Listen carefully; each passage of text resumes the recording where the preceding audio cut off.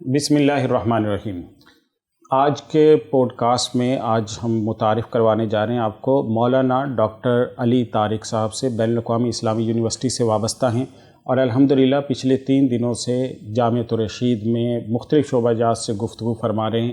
تو سب سے پہلے ہم مولانا ڈاکٹر علی طارق صاحب کی طرف چلتے ہیں اور ان کا جو تعارف ہے وہ لیتے ہیں۔ السلام علیکم ورحمۃ اللہ۔ وعلیکم السلام ورحمۃ اللہ وبرکاتہ۔ جی ڈاکٹر صاحب بہت شکریہ، آپ تشریف لائے۔ بہت شکریہ۔ سب سے پہلے ہمارے ناظرین کو اپنا کچھ تعارف کروا دیجیے۔ جی میرا نام علی طارق ہے اور میں 2008 میں جامعہ اسلامیہ امدادیہ فیصل آباد سے میں نے دورہ حدیث کی تکمیل کی اور 2010 سے میں بین الاقوامی اسلامی یونیورسٹی کے ساتھ وابستہ ہوں۔ 2 سال مجھے ادارہ تحقیقات اسلامی میں کام کرنے کا موقع ملا اور 4 سال اقبال بین الاقوامی ادارہ برائے تحقیق و مکالمہ اس میں کام کرنے کا موقع ملا۔ طالب علمی کے زمانے میں ہی مجھے انگریزی ادب میں BA کرنے کا موقع ملا پنجاب یونیورسٹی سے، اور مدرسے سے فراغت کے بعد انگریزی ادب میں MA کرنے کا موقع ملا پنجاب یونیورسٹی سے، اور پھر MPhil اور PhD میرا حدیث اور سیرت کے اندر ہے علامہ اقبال اوپن یونیورسٹی سے۔ 2016 سے میں شعبہ حدیث سے وابستہ ہوں اور شعبہ حدیث میں تدریس اور تحقیق کی خدمات سر انجام دے رہا ہوں، اور اس حوالے سے مجھے جو کلیہ ہے ہماری کلیہ اصول الدین، جو 6 شعبوں کا مجموعہ ہے، اس کلیہ اصول الدین کی سطح پر میں اس وقت پچھلے 1-1.5 سال سے انچارج اکیڈیمک افیئرز بھی ہوں، اور اس کے ساتھ ساتھ الحمدللہ پورے پاکستان میں جو یکساں قومی نصاب ہے، آپ جانتے ہیں اس کو، اس یکساں قومی نصاب میں 6ٹی سے لے کر 12ویں تک کا جو نصاب ڈیولپ ہوا ہے، اس کی جو قومی سطح کی کمیٹی تھی اس میں بطور ایڈوائزر کے میں نے کام کیا ہے الحمدللہ، اور وہ نصاب منظور بھی ہو چکا ہے، اور بطور خاص اس میں جو سیرہ کا سیگمنٹ تھا، اس سیرہ کا سارا حصہ الحمدللہ شروع سے لے کر آخر تک اس میں بنیادی کردار رہا۔ پھر اللہ کے فضل اور اس کی توفیق سے نیشنل بک فاؤنڈیشن نے اس وقت 6ٹی، 7ویں، 8ویں، 9ویں، 10ویں کی جو کتابیں تیار کر رکھی ہیں، جو چھپ چکی ہیں، پورے پاکستان میں لگ چکی ہیں، اس کا 6ٹی سے 8ویں کا پہلا سبق اور سیرہ کے سارے اسباق 6 سے لے کر 12 تک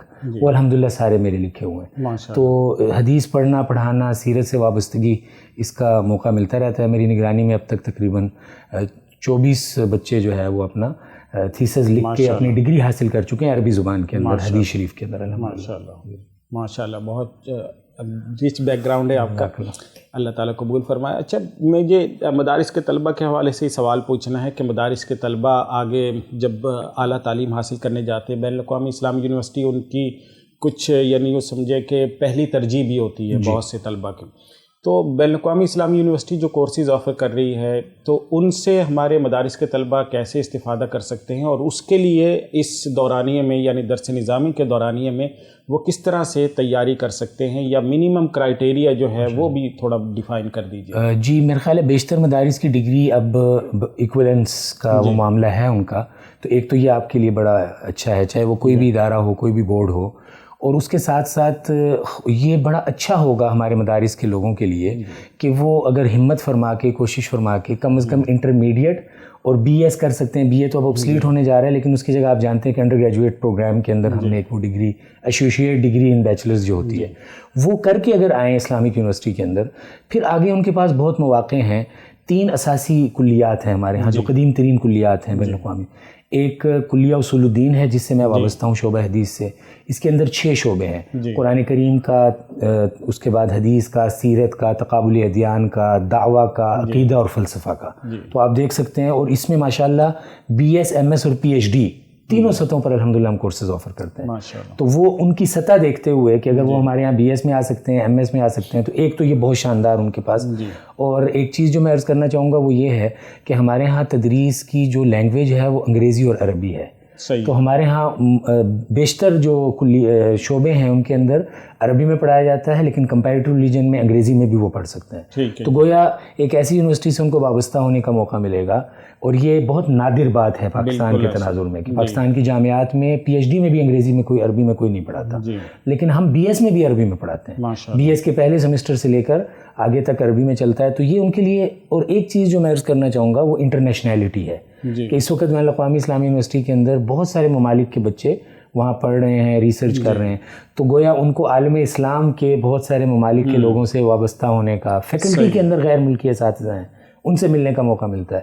کلیہ عربی ہماری بہت شاندار ہے۔ پھر اس کے اندر بطور خاص میں طلباء کو توجہ دلانا چاہوں گا کہ اصول الدین کے ساتھ اگر وہ کلیہ عربی میں بھی جانا چاہیں اپنی عربی کو بہت اچھا کر سکتے ہیں، اور اس کے اندر ایک مستقل شعبہ ہے ٹرانسلیشن اور انٹرپریٹیشن کا، اور اس کا بہت سکوپ ہے سفارت خانوں میں، ایسے اسکولز کے اندر مشرق وسطیٰ کے اندر جہاں عربی پڑھائی جاتی ہے، پاکستان کے اندر ایسے بہت ساری جگہیں ہیں، بہت سارے ادارے ہیں جن کو وزارت خارجہ، وزارت داخلہ اور دیگر وزارتیں اور دیگر بزنس کے لوگوں کو بھی بعض اوقات ضرورت ہوتی ہے، تو یہ بھی ایک اچھا ان کا سکوپ ہے۔ اور تیسرا کلیہ شریعہ و قانون، کہ ہمارے ہاں جو فیکلٹی آف شریعہ اینڈ لا ہے اس کے اندر بھی وہ آ سکتے ہیں، اور اس کے علاوہ پھر ہمارے ہاں بہت ساری فیکلٹیز ہیں، لیکن علوم اسلامیہ کے لوگوں کو میں سمجھتا ہوں کہ چونکہ ان کی بہت اچھی استعداد بیک گراؤنڈ بنا ہوتا ہے، تو وہ ان اداروں کے اندر جب آتے ہیں، ان کلیات کے اندر جب آتے ہیں، تو ایک عام کنونشنل جگہ سے آئے ہوئے بندے سے بہت تیزی کے ساتھ اور بہت بہتر انداز میں ایکسل کرتے ہیں، کیونکہ ان کو بہت توسع کے ساتھ چیزوں کو دیکھنے کا، متون کو دیکھنے کا موقع ملا ہوتا ہے، جو ہمارے ہاں کنونشنل سسٹم کے اندر شاید اتنا زیادہ نہیں ہوتا۔ صحیح ہے، ماشاء اللہ۔ تو بڑی تفصیل سے آپ نے بتایا کہ وہاں پہ کون کون سے کورسز ہیں۔ اچھا، مدارس کے طلبہ سے ظاہر آپ کا بیک گراؤنڈ مدرسے کا ہے، تو مدارس کے طلبہ کو آپ کیا مشورہ دیں گے کہ وہ ابھی سے جو ہمارے مدارس کے طلبہ ابھی پڑھ رہے ہیں، تخصصات میں زیر تدریس ہیں یا اس کے علاوہ درس نظامی پڑھ رہے ہیں، تو وہ اپنے مستقبل کا انتخاب کس طرح سے کریں اور مستقبل کی پلاننگ جو ہے وہ کس انداز سے کریں اور ابھی سے اس کی تیاری کیسے کریں؟ جی، اس کے کی ڈائمنشنز ہیں، 2-3 میں عرض کر دیتا ہوں۔ ایک تو ہم جس عہد میں جی رہے ہیں یہ زبانوں کا عہد ہے، اپنی زبانوں کو بہت بہتر کرنے کی کوشش کریں، اور میری اس سے مراد بطور خاص 2 زبانیں، عربی اور انگریزی۔ ہمارے مدرسے کا بچہ، میں چونکہ خود مدرسے سے وابستہ ہوں اور اب بھی الحمدللہ ایک مدرسے میں مشکات پڑھاتا ہوں روزانہ کی بنیاد پہ اسلام آباد کے ایک مدرسے میں، اور میں آگے بھی میں اس پر گفتگو کروں گا کہ میں جب سے فارغ ہوا ہوں 2008 سے لے کر آج تک کوئی سال ایسا نہیں ہے جب میں مدرسے سے وابستہ نہیں رہا، اور تو میں سمجھتا ہوں رجحانات کو بھی، مزاجوں کو بھی، اور میری کلاس کے اندر 50% تناسب MS کے اندر باقی کلاسوں کے اندر مدرسے کے بچوں کا بھی ہوتا ہے۔ تو میں یہ عرض کروں گا کہ ایک تو اپنی زبان بہتر کریں، اور دوسری جو بات میں عرض کروں گا وہ یہ ہے کہ ہمارے ہاں ریسرچ میتھڈالوجی کا زیادہ رجحان نہیں ہے، کہ مدارس کے اندر بعض اوقات یہ محسوس ہوتا ہے کہ تدبر کرنا، غور کرنا اور ریسرچ کے جو ماڈرن طریقے ہیں ان ماڈرن طریقوں کے مطابق نص کو دیکھنا، چاہے وہ قرآن کریم کا متن ہو، چاہے وہ حدیث شریف کا متن ہو، چاہے وہ فقہ یا اصول فقہ کی عبارت ہو، اس پر تھوڑی سی توجہ۔ اور آخری چیز یہ عرض کرنا چاہوں گا کہ ایک خلا جو ہم بڑے عرصے سے محسوس کر رہے ہیں وہ یہ ہے کہ اس وقت صرف پاکستان میں ہی اور دنیا بھر میں تو بہت بڑا سلسلہ ہے جو ریسرچ آرٹیکلز چھپ رہے ہیں، ریسرچ جرنلز چھپ رہے ہیں۔ ہمارا مدرسے کا فاضل، اب میں ریسرچ میتھڈالوجی کی کلاسز بھی پڑھاتا ہوں، آج کل سبجیکٹو اسٹڈی آف حدیث پڑھا رہا ہوں، تو ہمارے پاس جو مدارس کے بچے آتے ہیں تو ہمیں ایک پورا سیشن ان کے ساتھ کرنا پڑتا ہے کہ ریسرچ جرنل کیا ہوتا ہے اور ریسرچ جرنل کے مضامین کیا ہوتے ہیں۔ اگر طالب علمی کے زمانے میں، اور اب آپ کی آسانی کے لیے یہ ہو گیا، اب تو بہت آسانی ہوگی کہ IRI اسلامک ریسرچ انڈیکس کے نام سے علامہ اقبال اوپن یونیورسٹی کا ایک وہ ہے ریسرچ انجن ہے، اس کے اوپر پورے پاکستان کے وہ مجلات جو HEC سے منظور شدہ ہیں وہ سارے وہاں موجود ہیں۔ تو ہمارا فاضل ہونے سے پہلے طالب علمی کے زمانے میں ہی اپنی دلچسپی اور اپنی فطری رجحانات کے مطابق جو ہے وہ ذرا دیکھ لیا کرے کہ اس وقت اس موضوع پر کیا کیا لکھا جا رہا ہے، اس کے حق میں کیا لکھا جا رہا ہے، اس کے خلاف کیا لکھا جا رہا ہے۔ اس سے ہم ایک سوال کا جواب اصل میں دے رہا ہوں، اب وہ آ رہا ہے کہ ہمارے فاضل کا مسئلہ یہ بن جاتا ہے کہ اس سے جب یہ پوچھتے ہیں، ہمارے پاس آتے ہیں جب تو ہم پوچھتے ہیں کہ آپ کا رجحان کس میں ہے، تو وہ کہتے ہیں کہ سب میں ہے۔ یہ ہوتا نہیں ہے، بالکل۔ یہ کیوں رجحان اس کا طالب علمی کے زمانے میں ڈیولپ نہیں ہو پایا 8 سال میں 6 سال میں؟ اس لیے کہ اس نے مطالعہ نہیں کیا۔ اگر وہ ریسرچ جرنلز کا مطالعہ کرتا تو 6 جرنلز کا اگر وہ مطالعہ کرتا نا تو ان 6 جرنلز میں 6 آرٹیکلز ایسے ہوتے جو اس کو کلک کرتے، اور ممکن ہے کہ وہ تفسیر کے ہوتے یا سیرت کے ہوتے یا حدیث کے ہوتے یا فقہ کے ہوتے۔ تو ہمارا طالب علم جو ہے وہ فاضل ہونے سے پہلے، فارغ ہونے سے پہلے کم از کم سطح یہ ہے کہ وہ اپنے اندر کی آواز کو سننے کی صلاحیت پیدا کر لے کہ مجھے آگے کس شعبے میں جانا ہے۔ تو یہ عملی اقدامات ہیں، اگر ہمارا بچہ یہ کرنا شروع کر دے گا تو جب یونیورسٹی میں آئے گا تو زیادہ مؤثر انداز میں کلیئرٹی کے ساتھ آگے بڑھ سکے گا۔ بالکل۔ اچھا، یہ تو آپ نے اس پہلو سے بات کی کہ یونیورسٹی میں جب آ کے ان کو مشکلات کا سامنا کرنا پڑتا ہے، لیکن جو ہمارا اس وقت کا درس نظامی کا سسٹم ہے اس میں ریسرچ کی بہت زیادہ ایک گیپ جو سمجھے کہ موجود ہے اور گنجائش موجود ہے، اور اس کے اوپر بڑی توجہ دینے کی ضرورت ہے، خصوصاً جن جرنلز کا آپ نے ذکر کیا یہ سب یونیورسٹیز سے، اور ان کی رینکنگ بھی یونیورسٹیز کی طرف سے ہی ہوتی ہے۔ تو دینی مدارس میں ایک بہت پڑھا لکھا، ایک بہت کمپیٹنٹ اور بہت باصلاحیت طبقہ موجود ہے۔ اگر وہ ریسرچ جرنلز کی طرف آ جائے اور اس لیول کے مقالہ جات عربی میں، انگلش میں یا اردو زبان کے اندر ہی لکھنا شروع کرے تو شاید وہ جو علم کا ذخیرہ ہے وہ کئی گنا زیادہ بڑھے گا. تو اس حوالے سے آپ کی کیا آپ تک کا تجزیہ ہے کہ مدارس میں کس لیول پر ایسے جرنلز متعارف کروائے جا سکتے ہیں یا طلبہ کو ریسرچ کی طرف کیسے لایا جا سکتا ہے؟ بہت زبردست سوال ہے اور میری دلچسپی کا سوال ہے، چونکہ ریسرچ کا ہی بنیادی میرا بیک گراؤنڈ ہے. دیکھیے ہمیں اس کو 2 مرحلوں میں کرنا ہوگا. پہلے مرحلے میں بہت ادب کے ساتھ ہمارے جو حضرات ان رسائل اور جرائد سے وابستہ ہیں، ہم نے یہ نظم تو بنا رکھا ہے اور علامہ اقبال اوپن یونیورسٹی کے اندر ہم 2 سیریز اس کی کر چکے ہیں کہ پورے پاکستان کے HEC کے منظور شدہ رسائل و جرائد، ان کے مدیر جو ہیں اور ان کے مدراء جو ہیں اور اس کے ساتھ ان کے نائب مدیر، ان کی ٹریننگ کروا چکے ہیں اور ان کے ساتھ مشاورتی اجلاس کر چکے ہیں. اس نوعیت کی پہلے مرحلے میں وہ کانٹینٹ بڑا اچھا ہے، لیکن آج کا جو پیش کرنے کا اسلوب اور محاورہ اور سٹائل، اس کے اندر کچھ چیزیں ایسی ہیں جو رسمیات سے تعلق رکھتی ہیں اگرچہ. تو میں چونکہ بہت سارے مذہبی رسائل اور جرائد کو دیکھتا رہتا ہوں، ہمارے یہاں یونیورسٹی میں بھی آتے ہیں، کراچی کے بھی بہت سارے مدارس کے ہیں، پنجاب کے بھی مدارس کے ہیں. تو جس چیز کی کمی کا احساس ہوتا ہے وہ یہ ہے کہ جو ماڈرن طریقہ ہے آرٹیکل لکھنے کا وہ اس کو فالو نہیں کیا جا رہا. تو یہ کام وہ ہے جو مدرسے کے اندر کرنے کا ہے. اور اب ماشاءاللہ ہر ادارے کے فضلاء مختلف جامعات میں اور کالجز میں اور یونیورسٹیز میں ایم فل اور پی ایچ ڈی کرنے والے نے 1 آرٹیکل یا 2 آرٹیکل تو کم از کم لکھنے ہیں. تو ان اپنے بچوں سے، اپنے طلباء سے، وہ آپ کے مزاج سے، آپ کے محاورے سے واقف ہیں، ان سے استفادہ کرنا چاہیے ان حضرات کو، اور ان سے استفادہ کر کے جو منہج ہے علمی تحریر کو لکھنے کا آج کل اس کو اڈاپٹ کریں. یہ پہلا مرحلہ ہے. صحیح ہے. دوسرا مرحلہ یہ ہوگا کہ HEC نے کوئی قدغن نہیں لگا رکھی کہ صرف عصری جامعات ہی کسی رسالے کو منظور کروا سکتے ہیں. صحیح. بلکہ وہ کوئی بھی ادارہ جو ان کی شرائط اور ان کا ایک نظم اور ان کے ایڈیٹوریل بورڈ کی ریکوائرمنٹس اور ان کی ریویو کی ریکوائرمنٹس پوری کرتا ہے، وہ HEC اس کو دے دیتا ہے، کیٹیگری دے دیتا ہے Y-Z-W جو بھی ہوگی.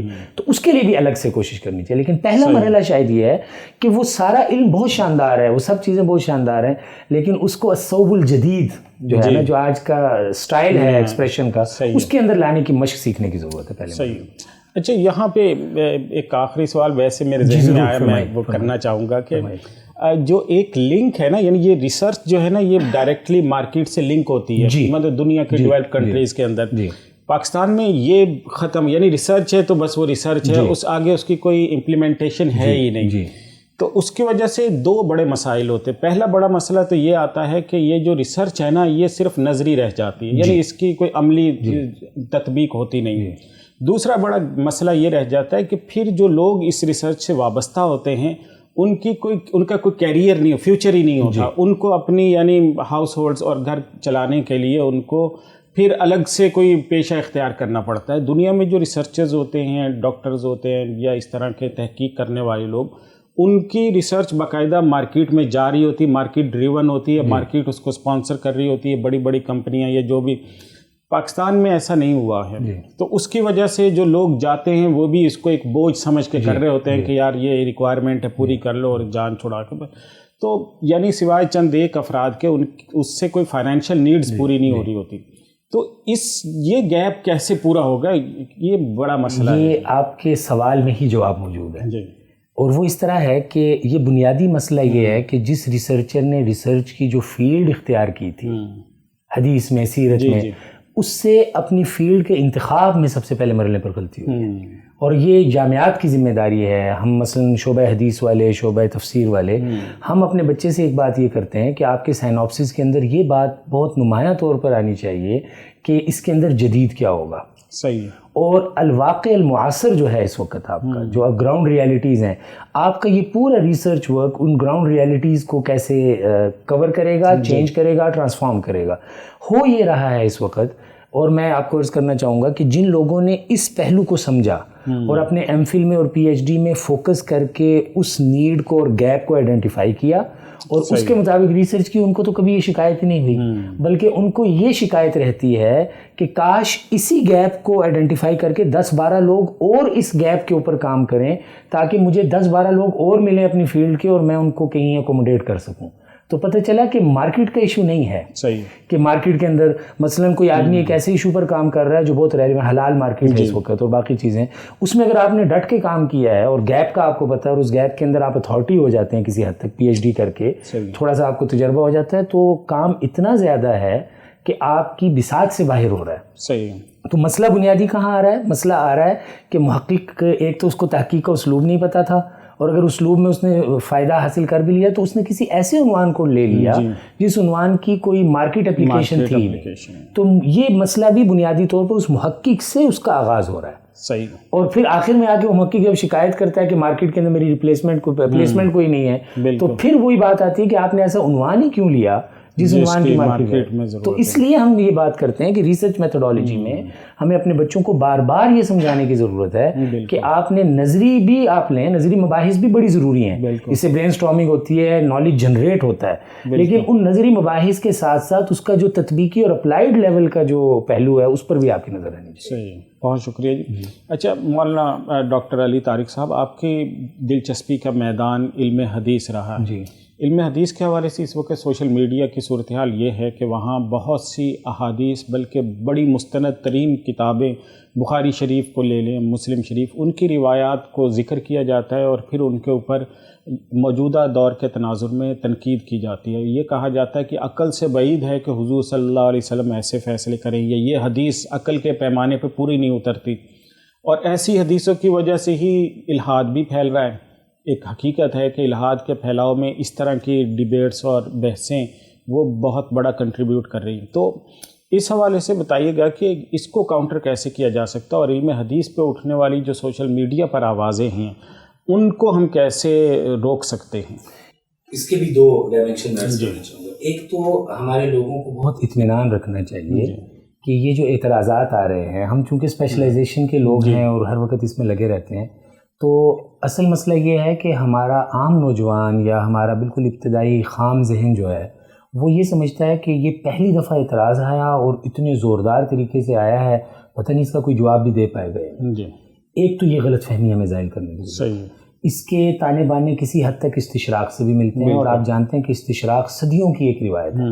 تو ایک تو ہمیں یہ احساس ہوتا ہے ہمیشہ, اس لیے جو سنجیدہ لوگ ہیں وہ اس پر گھبراتے نہیں پہلے مرحلے میں, کہ اس پر گھبرانے کی ضرورت نہیں ہے کہ کسی نے صحیح بخاری کی کسی حدیث پر اعتراض کر لیا, اس لیے کہ اس نوعیت کی چیزیں مستشرقین کے یہاں بہت زیادہ چل رہی ہوتی ہیں, بلکہ بعض اوقات بڑے مذہقہ خیز حد تک یہ بھی دیکھنے کو ملا, اور ہمارے پاس اس کی امپیریکل ایویڈنسز ہیں کہ کسی نے کسی صاحب کی استشراق کے رد میں لکھی گئی کتاب میں سے اعتراضات اٹھا کے فیس بک پہ ڈال دیے, اور کاش کہ وہ ان اعتراضات کے ساتھ نیچے جو انہوں نے بہت تفصیلی گفتگو کر رکھی تھی اس کو بھی لے آتے ہیں.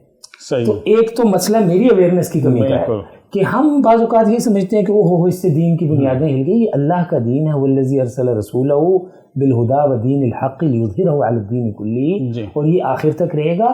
میں حدیث کے ایک ہمبل استاد ہونے کے ناطے بہت اطمینان رکھتا ہوں اس بات پر کہ اللہ کے رسول صلی اللہ علیہ وسلم کے ارشادات کے اندر اتنی قوت ہے اور اتنی جامعیت ہے کہ ہمیں اس حوالے سے ان چھوٹی چھوٹی باتوں سے پہلے مرحلے پر پریشان نہیں ہونا چاہیے. جی. دوسرا مرحلہ جو خراب ہوتا ہے وہ بعض اوقات ہمارا رد عمل اور ہمارا رویہ بھی ہوتا ہے. صحیح. کہ ہم رسپانس جب دے رہے ہوتے ہیں اور رسپونڈ کر رہے ہوتے ہیں تو ہم ذرا یہ فرق نہیں ذہن میں رکھ پاتے کہ اس آدمی نے جو اعتراض کیا ہے یہ اعتراض اساسیات اسلام میں سے کسی کو مجروح کر رہا ہے یا یہ اس کی ضمنی نوعیت کا کوئی طرح کلچرل چیز ہے. مثال کے طور پر کوئی ایسی حدیث ہے, اور میں ایسی حدیثیں جانتا ہوں, اور اب تو کتابیں بھی آ گئی کہ جن کے اندر جدید ذہن کے جو اشکالات ہیں حدیث پر انہوں نے ان کا بڑا خوبصورت جائزہ لیا ہے. تو ہمیں بھی اپنا تھوڑا سا سینیریو وسیع کرنے کی ضرورت ہے, اور ہمارا جو رد عمل کا جو ہماری کیفیت ہے اس کے اندر بھی ہمیں لیولز بنانے کی ضرورت ہے. بالکل. دیکھیے اگر عقائد کے اوپر کوئی آدمی بات کرتا ہے تو اس کا رسپانس کا جو لیول ہے وہ بہت ہائی ہونا چاہیے, اور ایک کلچرل پہلو ہے یا صحت کے حوالے سے ایک پہلو ہے یا طب کے حوالے سے کوئی پہلو ہے, اس کا جو رسپانس ہے اس کی جو فوٹنگ ہونی چاہیے وہ بالکل ایکول ہونی چاہیے اس اعتراض کے. ہمارے سے غلطی بعض اوقات یہ ہوتی ہے کہ رد عمل کے اندر اساسیات کا معاملہ نہیں ہوتا, لیکن ہمارے رسپانس کی شدت اساسیات کی سطح کی ہوتی ہے. تو کچھ ہمارے رسپانس کے بھی مسائل ہیں. اور یہ بات میں پھر عرض کروں گا کہ ہمارے نوجوان کو جب وہ ایک طرف سے یہ سن لیتا ہے اس طرح کا اعتراض, تو تھوڑی سی ہمت کر کے ذرا دوسری طرف کی چیزیں کتابیں اور استشراق کو اگر کوئی آدمی واقعتاً تھوڑا سا بھی پڑھ لے اس کا طریقہ کیا ہو سکتا ہے؟ استشراق کا کوئی کورس کر لے، اورینٹلزم کا. استشراق پر بہت شاندار کتابیں آ چکی ہیں، والیومز کے اوپر مشتمل آپ کو چیزیں مل جاتی ہیں. آپ کا تھوڑا سا بھی مطالعہ ہو جائے تو آپ پھر اس طرح کے سارے اعتراضات پر ہنستے ہیں کہ اچھا یہ 400 سال پرانی بات کی پھر جگالی کی جا رہی ہے. تو مور اور لیس اس وقت جگالی زیادہ چل رہی ہے. اچھا سوال یہ ہے کہ کیوں کی جاتی ہے؟ ریٹنگ ملتی ہے. بالکل ایسے. اگر آپ بخاری کی صحیح روایت بیان کریں گے تو وہ تو امام بخاری کے زمانے سے لے کر ابن حجر تک اور ہمارے عہد کے سارے شرح حدیث نے اس پر بات کی، تو اس پہ تو ریٹنگ نہیں ملے گی. تو یہ مسئلہ علمی نہیں ہے. ہمارے دوست اصل میں بعض اوقات یہ سمجھتے ہیں کہ یہ علمی نوعیت کی بات ہے اور اس کا علمی جواب دینے کی ضرورت ہے. ایسے نہیں ہے، یہ علمی نوعیت کا نہیں ہوتا. بعض اوقات یہ ریٹنگ کے لیے ہوتا ہے، اپنے آپ کو پرومیننٹ کرنے کے لیے ہوتا ہے. اس لیے کہ میں معذرت کے ساتھ یہ عرض کروں گا کہ کچھ لوگ ایسے ہیں جنہوں نے جس کتاب سے نقل کیا اس کتاب کی غلط بات بھی نقل کر لی. صحیح، بالکل ایسے. اور بعد میں پتہ چلا کہ اچھا جہاں سے تم نے یہ نقل کیا تھا وہاں سے جواب بھی نقل کر دیتے. تو اس پہ اتنا سینسیٹیو ہونے کی ضرورت نہیں ہے، اور یہ گفتگو چلتی رہنی چاہیے. صحیح، ہمارے متون کے اوپر گفتگو چلتی رہنی چاہیے. صرف یہ ہے کہ سلیقے اور ادب کے ساتھ ہمارے مشائخ نے، حافظ ابن حجر رحمہ اللہ نے اور امام علامہ قسطلانی رحمۃ اللہ علیہ نے صحیح بخاری کے اوپر بہت ساری جگہوں پر نقد کیا ہے. فرق صرف یہ آیا ہے کہ وہ نقد کرتے تھے لیکن علمی انداز میں، اور یہاں جو نقد کیا جا رہا ہے وہ بڑے مذہب خیز انداز میں. صحیح، ٹھیک ہے. اچھا اس حوالے سے بتائیے گا، ہمارے جو مدارس کے فضلاء ہیں یا طلباء ہیں وہ اپنے علم حدیث کی جو بیس ہے اس کو کس طرح مضبوط کر سکتے ہیں؟ بہت شکریہ. یہ میرے دل کے سب سے قریب جو چیز ہے وہ یہ ہے. میں آپ کو حقیقت عرض کروں، اور میں مدرسے میں بھی جب پڑھا رہا ہوتا ہوں اور یونیورسٹی میں بھی جب پڑھا رہا ہوتا ہوں تو اسی کی مشق کروانے کی کوشش کرتا ہوں کہ ہمارے پاس متون تو بہت ہیں، متن کے اعتبار سے کوئی کمی نہیں ہے. مثلاً وفاق المدارس العربیہ، جتنے بھی وفاقات ہیں پاکستان میں، میرے علم کے مطابق بیشتر کا دورہ حدیث کا نصاب ملتا جلتا ہے، اور 30,000 سے زائد احادیث ایک بچہ پڑھتا ہے دورہ حدیث کے اندر. بالکل. تو گویا جو متن کی رچنس ہے وہ آپ کے پاس موجود ہے. لیکن سوال یہ ہے کہ اس کے باوجود کیوں کچھ ہو نہیں پا رہا؟ اس کی وجہ یہ ہے کہ یہ جو آج کل ہمارے ہاں چیزوں کو دیکھنے کے پرسپیکٹیو ڈیولپ ہوئے ہیں، سائیکولوجیکل پرسپیکٹیو میں چیزوں کو دیکھنا، اینتھروپولوجیکل پرسپیکٹیو میں چیزوں کو دیکھنا، سوشل پرسپیکٹیو میں دیکھنا، اکنامک پرسپیکٹیو میں دیکھنا، انڈیویجول پرسپیکٹیو میں دیکھنا.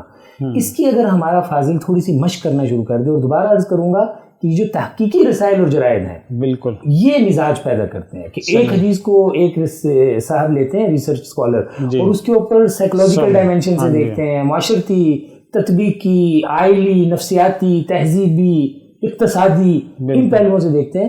تو متن تو بہت ہے ہمارے پاس حدیث شریف کے اندر، لیکن اس کی اپلیکیشن آج کے تناظر کے اندر اس کو دیکھنے کی صلاحیت پیدا کرنا، یہ جب ہمارے اندر ہو جائے گی. اور اسی وجہ سے میں یہاں حاضر ہوا تو اگرچہ غزالی یونیورسٹی کی بہت ساری انتظامی چیزیں ہم نے دیکھی، اس کے کورس ڈیولپمنٹ، لیکن ساتھ ساتھ میں درخواست کرتا رہا کہ میں ملنا چاہوں گا، انٹریکشن کرنا چاہوں گا. اور مجھے بہت فائدہ ہوا کہ پرسوں کلیت الشریعہ کے جو سارے بیچز کے لوگ تھے ان کے ساتھ حدیث کے اندر ریسرچ کرنے کیسے ہے اور ایک ریسرچر کیسا ہوتا ہے، صحیح تھنک لائک اے ریسرچر کا جو ہمارا ہے وہ ان کے ساتھ اس پر گفتگو کی. کل رات کو دورہ حدیث والوں سے گفتگو کی، اور میں نے کوئی حدیث ان کو نہیں بتائی یا کچھ نہیں کیا. میں نے انہی کی پڑھی ہوئی 2 حدیثیں 1 گھنٹے کے اندر دوبارہ سے ان کو اس پہ غور و فکر کروایا اور کہا کہ دیکھیے پہلے آپ اس حدیث کو کیسے پڑھ رہے تھے اور آپ کیسے پڑھیں. اجازت ہو تو ایک چھوٹی سی بات اور کر لوں. جی ہم نے مثال کے طور پر کل یہ میں اس لیے عرض کر رہا ہوں کہ تاکہ ایک ماڈل آ جائے ہمارے سننے والوں کے سامنے. رات میں نے ان سے ابو داؤد کی حدیث کھلوائی ہے، حضرت مغیرہ بن شعبہ رضی اللہ عنہ کی، اور وہ تھی کتاب الطہارہ کی. تو حدیث جب پڑھی تو میں نے کہا اب آپ اس کے اندر یہ سوچ رہے ہوں گے کہ اس کے اندر صرف کتاب الطہارہ ہے، اور ظاہر ہے امام ابو داؤد کتاب الطہارہ میں لے کر آئے ہیں کہ آپ علیہ السلام نے گوشت کھایا اور آپ پھر تشریف لے گئے اور نماز پڑھائی اور وضو نہیں فرمایا.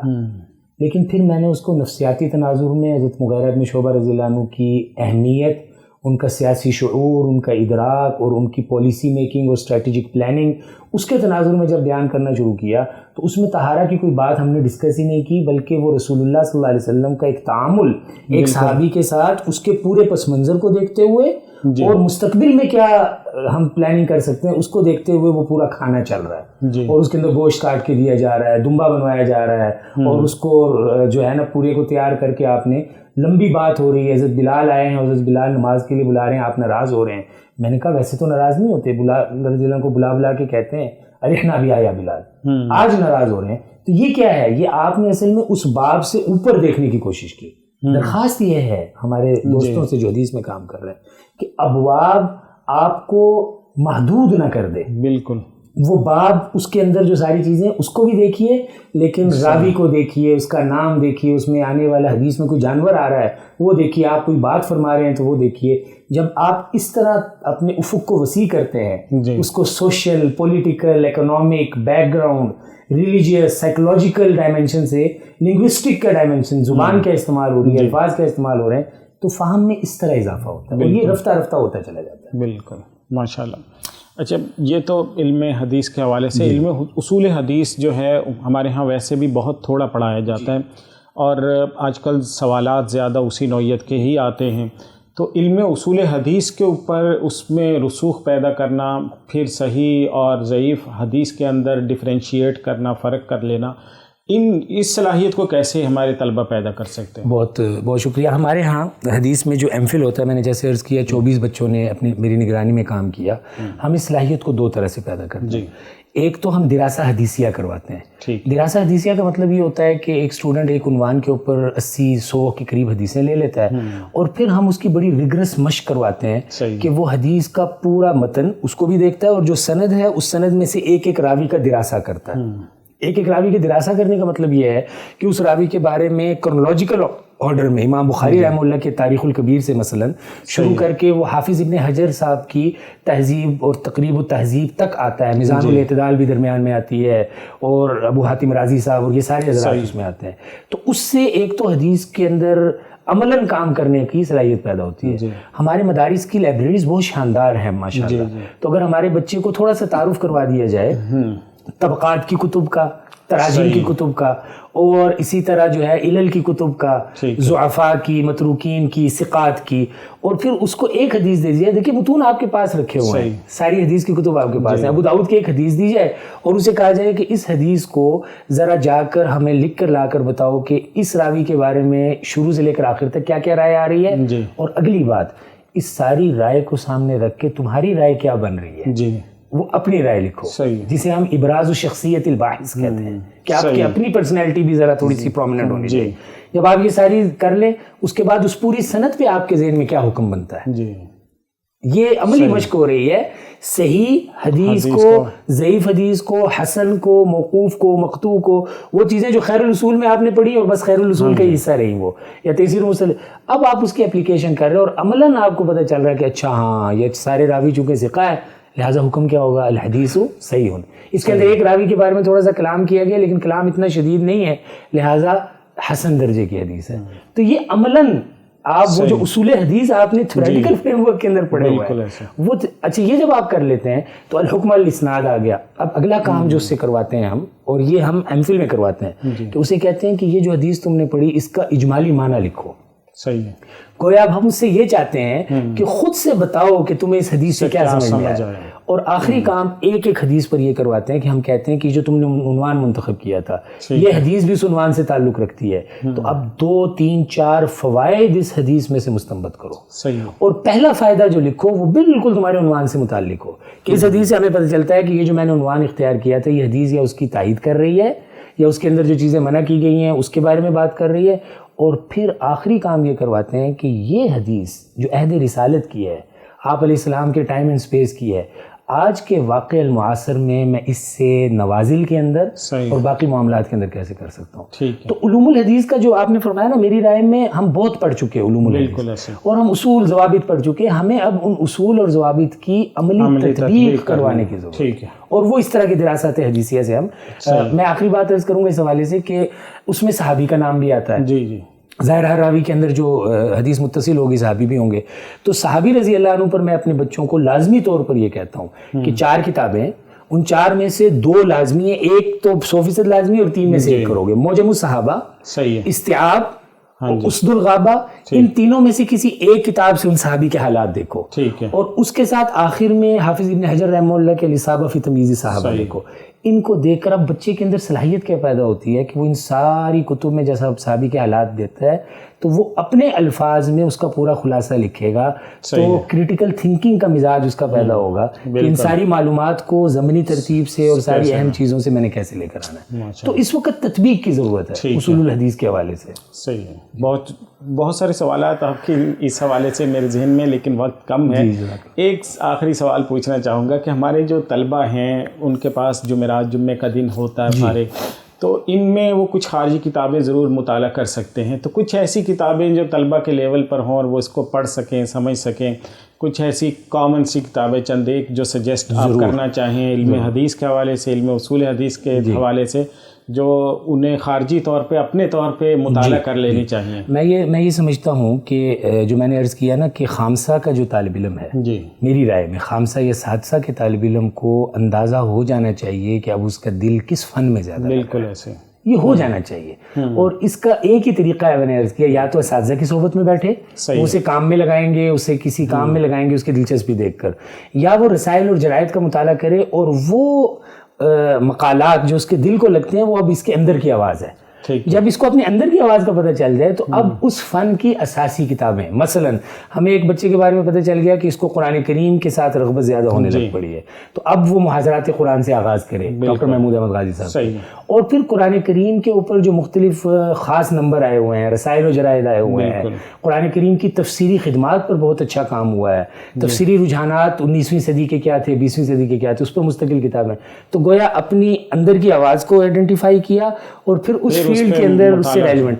اور محاضرات is a very good book to begin with. صحیح, یعنی محاضرات ایک ایسی کتاب ہے, میں تو بعض اوقات یہ بھی تجربہ کرتا ہوں کہ جو فاضل یہ کہتا ہے کہ مجھے ابھی تک اپنی رغبت کا ہی نہیں پتہ چلا, تو میں اس کی رغبت پیدا کرنے کے لیے اسے کہتا ہوں کہ تمہارے لیے ضروری ہے کہ 4 محاضرات پڑھ کے آؤ. صحیح ہے, محاضرات قرآن, محاضرات حدیث, محاضرات سیرت اور محاضرات فقہ. اور وہ 4 پڑھ کے جب آتا ہوں تو میں کہتا ہوں سب سے زیادہ مزہ کس کا آیا, تو وہ مثال کے طور پر کہتا ہے محاضرات حدیث کا. میں نے کہا یہی تمہاری فیلڈ ہے. بالکل. تو یہ اپنی فیلڈ کے لیے اسٹرائیو کریں, ابھی سے کوشش کریں کہ میں اپنی فیلڈ کے لیے آگے پیچھے جاؤں. تو اس کے لیے یہ ہے کہ محاضرات سے آغاز کریں, پھر جب اس فن کے اندر دلچسپی پیدا ہونا شروع ہو جائے گی, اور میں آپ کو سچ کہوں کہ خود محاضرات اس کو, اور آپ نے مجھ سے کتابوں کے نام لیے نا, تو وہ محاضرات اس کو کتابوں کی طرف لے جائے گی, کیونکہ ہر محاضرات کی جلد کے اندر doctor Mahmood Ahmed he has extensively mentioned plenty of books کہ جی اس کے اندر اس ڈائمینشن پر فلاں کتاب ہے, اس کیونکہ اس فن کے اندر بھی یہ ضروری نہیں کہ سارے ڈائمینشنز اس کو اپیل کریں. حدیث کے اندر یہ ضروری نہیں ہے کہ علل بھی اس کو اپیل کرے, متن بھی کرے اور سند بھی کرے. ممکن ہے کہ اس کو متن زیادہ اپیل کرے, پھر متن کے اندر بھی غریب الحدیث کا الگ ڈائمینشن ہے, اور تطبیق کا الگ ڈائمینشن ہے, مختلف الحدیث کا الگ ہے, مشکل الحدیث کا الگ ہے. لیکن پہلی شرط کیا ہے کہ کام شروع کر لیں, کام شروع کیے بغیر یہ نہیں ہوگا. ایک آخری بات آپ کی اجازت سے کر رہا ہوں. میں چونکہ ایک بہت بڑا موقع ہے, ایک بات بہت ادب سے عرض کرنا چاہتا ہوں اپنے ان بچوں کو بھی جو ابھی مدرسے سے فارغ نہیں ہوئے کہ ابھی سے یہ نیت کریں, اور ان کو جو فارغ ہو گئے, اور وہ ظاہر ہمارے بزرگ بھی ہیں, ہمارے دوست بھی ہیں, ہم سے کم عمر بھی ہیں, کہ یہ مدرسہ جو ہوتا ہے, چاہے وہ کوئی بھی مدرسہ ہو پاکستان کا, یہ آپ کو 8 سال دیتا ہے, اور اس میں آپ کی صحت سے لے کر آپ کی تعلیم, تربیت, رہائش, بجلی, پانی, کھانا, یہ آپ کو دیتا ہے. اور ہم جب اس ادارے سے فارغ ہو جاتے ہیں اور ہم کہیں سرکاری ملازم ہو جاتے ہیں, اسکول میں, کالج میں, یونیورسٹی میں, تو ہمارا اس مدرسے سے ربط ختم ہو جاتا ہے, بلکہ ہم احساس کمتری کا بعض صورتوں میں شکار ہو جاتے ہیں. بڑا دل دکھتا ہے اس بات سے.